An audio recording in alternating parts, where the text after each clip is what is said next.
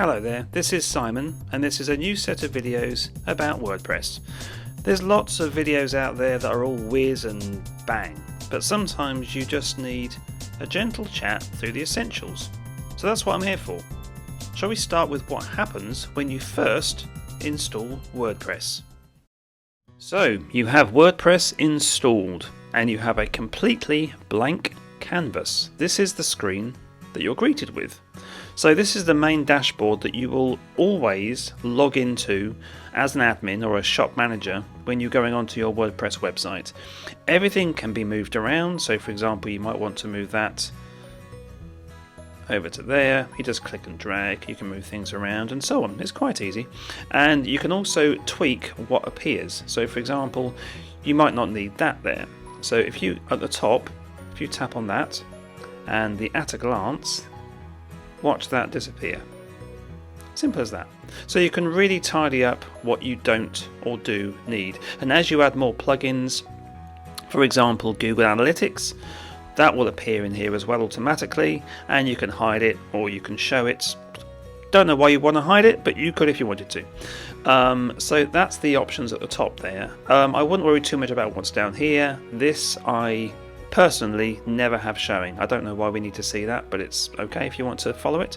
So on the left hand side here you have your updates, which shows your main updates across the platform. So whether you have updates for plugins that are needed, updates for themes and translations, it can all be done from there. That's alerting me that the version of WordPress can be reinstalled if needed. And then we have posts here, this is a completely blank install. This is what you'll get. So you got the famous Hello World from WordPress, and this is what you can go and edit, or most people just bin it and start again. And you have the areas where you can add a new post. You've got categories for your posts, so you can create news, products, competitions, whatever you like. And we'll be going through more about what happens with posts in another video. And then you've got your main media. Well, this is going to be pretty blank because I've added nothing. And we'll go through what happens with your media library in another video. And then we've got pages here. Again, this is where you would add all your main contact us, home page, services page, and so on. They always add this by default. Sample page, they've always added that, but you can just bin it and that will just get binned. But you can always go back to the trash and restore it if you wanted to, but I'm just going to delete it. And then we can obviously add new pages, which we'll do another time. You got your comments here. This is all where all the comments would go into, and you can approve them, disapprove them. And there are various settings for comments to try to prevent spam, which you can very, very quickly build up.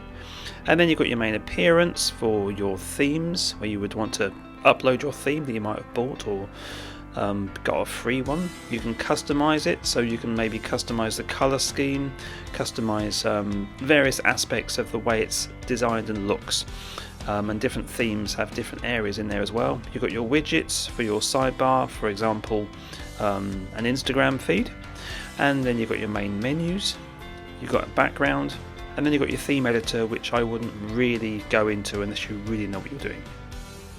And then we've got plugins, which is self-explanatory really, but you can add new plugins, you can install your plugins that you want to buy or just search and download.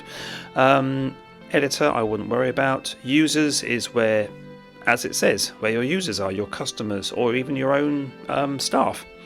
And you've got tools. This can quickly grow with all the plugins that you might have. For example, a redirection plugin to point a customer from one page to a new one. Well, that would appear in here.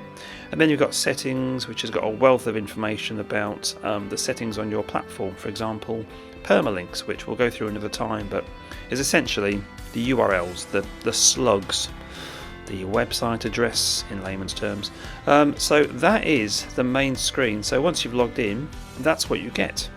And we'll do a bit more on another video, but this is what happens when you're first logged in to WordPress.